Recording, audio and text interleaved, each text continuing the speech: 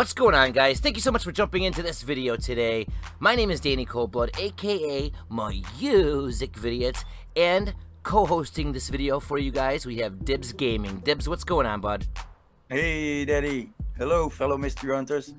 So today we're going to talk about something very interesting, guys. As you can see on the screen, we're showing off the highway code. Now, only half of this code has been actually deciphered. We have this block right here, but as you can see, it connects to another block with another code on it as well. And Dibbes, I know you've covered this. There's a lot of clues in GTA 5 and even in previous titles by Rockstar that give us an idea that we could possibly figure this out by looking at the clues in the game. What do you think, Dibbes? I totally agree. I think I did already like 5 to 10 videos about this because this was added at the same time as the peyote plants, and I really think that this means something.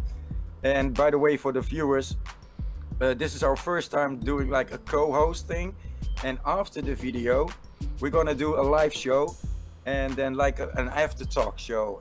So this is the first thing, and I hope you will like it.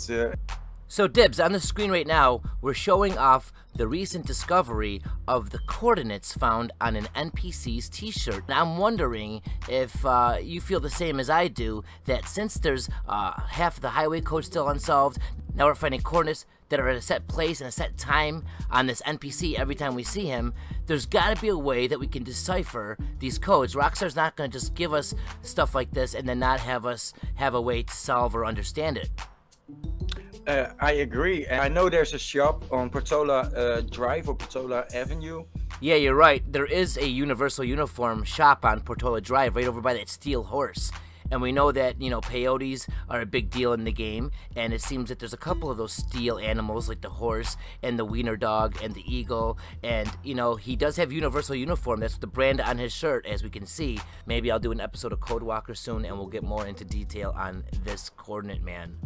So all you experienced hunters out there already know that Rockstar is no stranger to showing us that they use many different means to give us clues. They have a lot of different codes. We showed the coordinate man, the highway code, and now we're showing an example of how they utilize Morse code. There is Morse code written out in different colors on the Altruist website, and then you can come here at Rebel Radio, just one of a few locations that we've already discovered in GTA 5 that you can actually hear Morse code. The codex code, and you got the SOS code, and just like a year ago the SOS code was found also here when you put out an explosion, and we still don't know what that SOS code activates. It triggers something, but we still don't know what and where. So as you guys know, GTA 5 is not the only game that Rockstar implements things like Morse code or hidden stuff. Right here is a clip or a freeze frame from LA Noire, a previous Rockstar title. It's actually a game all about mysteries, and they actually utilize sound throughout the whole entire game, as the certain noises that you hear even let you know that there's clues available to look at. In the mission, you turn it to CB radio, like the shortwave, and you turn it around, you can hear the number stations. Back in the old days, in the Second World War or in the Cold War, it was a way to transmit messages to their spies. In that CB radio message, you can also hear a Morse code, and we haven't deciphered this Morse code, and that's why we are asking your help, because you have to filter out the noise. So we still have something unsolved in LA Noire that is tied directly to Morse code, and we have unsolved mysteries so far in GTA 5 as well. It just goes to show you that Rockstar uses many different methods, and I'm telling you, there's got to be a way for us to figure this out. Think about this, guys. In previous titles, Rockstar gave us stuff like this as well, but they actually gave us a means to solving this stuff. This is from another mission in LA Noire, Nicholson electroplating. And the thing is, in this mission, we actually see a way that we can decipher hidden and secret messages. You use a cipher on the right to actually figure out what that code on the left is, and it turns out to be a certain street in LA Noire, and that would be the clue and the next location to go to. Now, since they're providing us a way, a method to solve the code that we are given in LA Noire, I think that it's just a little bit more covered up and hidden, but I think there's got to be a method and a way to solve the code in GTA 5. Otherwise, it would be completely insane to give us something that we can't solve. So basically, guys, we have to really focus on how are we going to solve the different things in GTA 5 that are still unsolved, like the other half of the highway code, and even other things like the hamburger sign within GTA 5. As you guys remember, the hamburger sign, the famous hamburger sign over in Paleto Bay, is still unsolved. We'll take a closer look at it in a second. But right next to it, guys, look at that. Red's Machine Supplies. And that's all in the font from Red Dead Redemption. So right next to a code that is still unsolved, we have a hint going to Rockstar's past. There's a reason why they keep on telling us to go and take a look at the previous titles. Why are they sending us back in time to look at the previous games that they've worked on? Is there something that we missed? Yeah, it's funny that you mentioned it, Danny, that the Red Dead Redemption thing, because here on your left you see a Mexican fellow, and you can go to Mexico in Red Dead Redemption, right? Yep. And this Mexico fellow is pointing like, hey, take a look at your left. There's something to see there. This is unique. And he's pointing to a unique code right next to Red Dead Redemption. Maybe even in Red Dead Redemption, there's something in Mexico to be found with this code. There was a lot of locations where we looked for the gold bars, and they were treasures, and they gave us maps, and we looked at the map and tried to figure out the trail. So there was treasure hunts in Red Dead Redemption. There was always like a mystery, and they always utilized, you know, that sense of, oh, having to find and solve something. So the fact that they're giving us stuff like this right here that doesn't seem to make any sense, JD019, like what is this? We don't have any way of figuring this out, or do we? And I'm thinking that the clues in Rockstar's past will help us solve what we have in the present. Yeah, and I know this is maybe far-fetched because the mystery is already 5 years old and nobody has solved it yet. So maybe we should think out of the box and conclude other Rockstar games into the real Mount Chiliad mystery. And I was thinking, okay, it must be games also set in Los Angeles, forgetting Midnight Club. And you got LA Noire, of course. You know what's funny, Dibbes, is one of the characters in Midnight Club is actually named Nico. Yeah, you can see that. And in LA Noire, you see, like, for example, the Jesus Toast thing. That's another game of Rockstar. So they are hinting to other games. You got Manhunt, you got Bully. There are so many clues that it almost looks that those are connected, and the mystery is not solved in 5 years. And maybe we should think out of the box, and instead of only look at GTA 5, but to look at all Rockstar games. And yeah, I think that's where we need everybody's help to if someone saw something strange.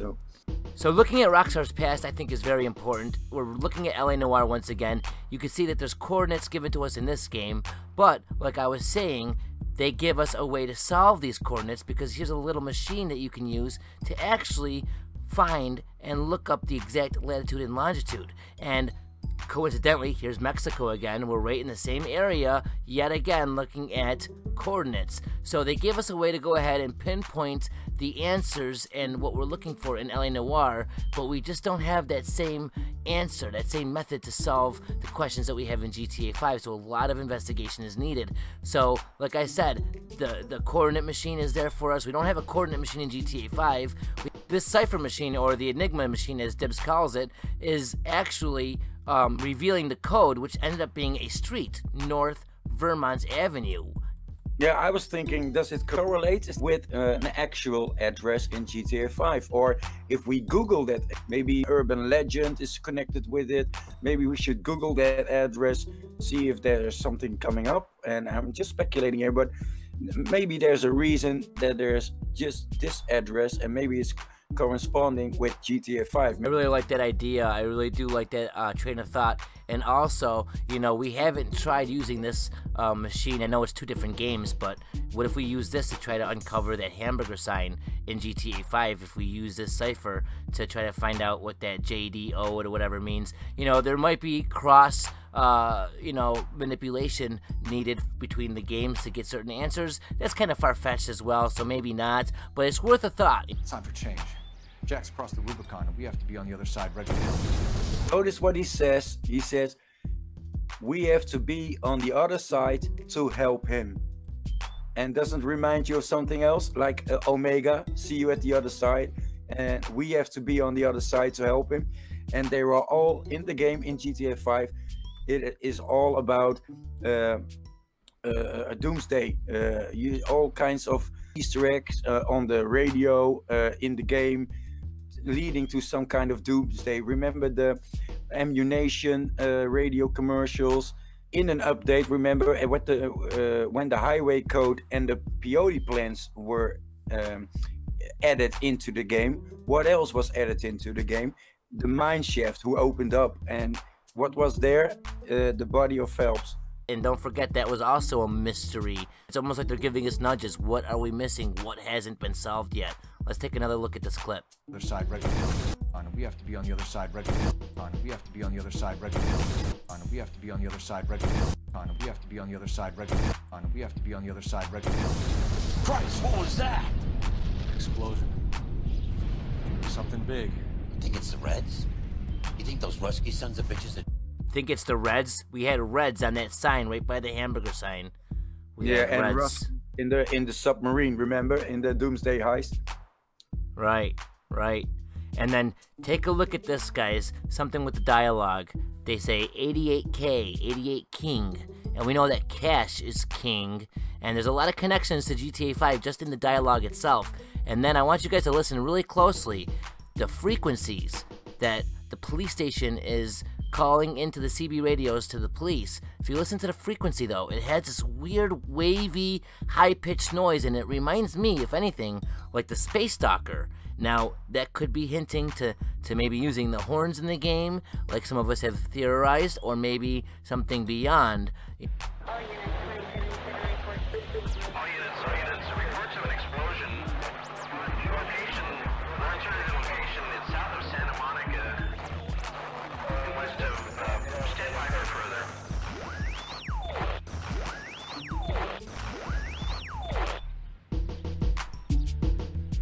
All units, car 88K reports an explosion downtown. Repeating, 88K is reporting an explosion downtown.